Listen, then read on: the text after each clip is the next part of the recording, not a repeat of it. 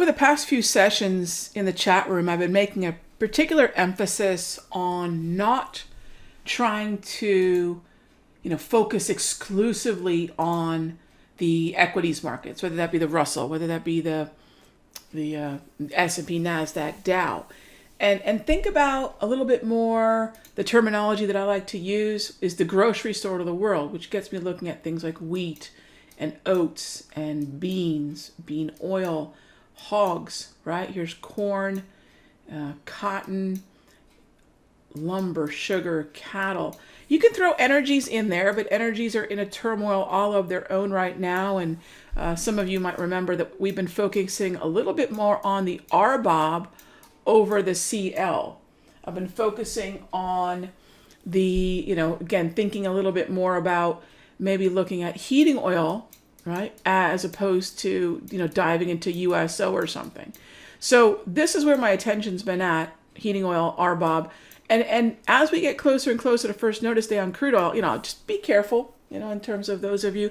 There are some interesting day trading opportunities, but again, what about those grocery store commodities? And so let me go on back to a conversation that takes us to the very beginning of the sort of when the coronavirus, when COVID-19 was tied to the region around China, right? When this was just a China story.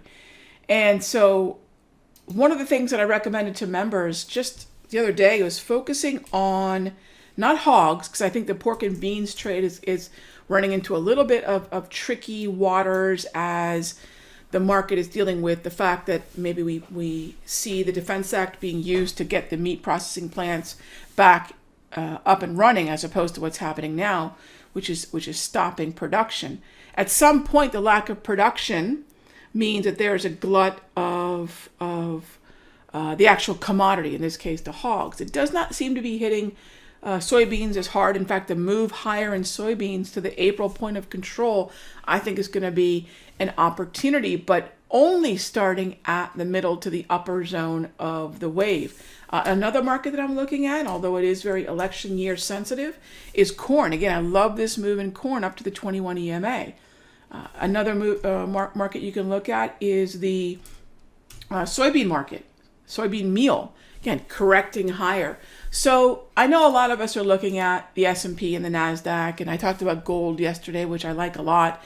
Crude oil has not been lacking attention, but think about some of the other sort of knock-on effect markets. In other words, if we're seeing an economic slowdown and we're seeing a trade war narrative unwind, that was one of the first places I put the short on, the ag unwind. And that's still one of the better trades that I've got based on the coronavirus narrative. What about looking at RBOB instead of crude oil? Yeah. So these are things that I'm encouraging folks to look at. Again, kind of going back to the grocery store commodities, rather than always focusing on the indices and the treasuries and even the metals. Are there opportunities in grains and in meats and even in energies that aren't crude oil? Think about knock-on effects, think about alternatives. And that's a watch list that I've got going on right now. So hope that helps, and I'll see you in the next update.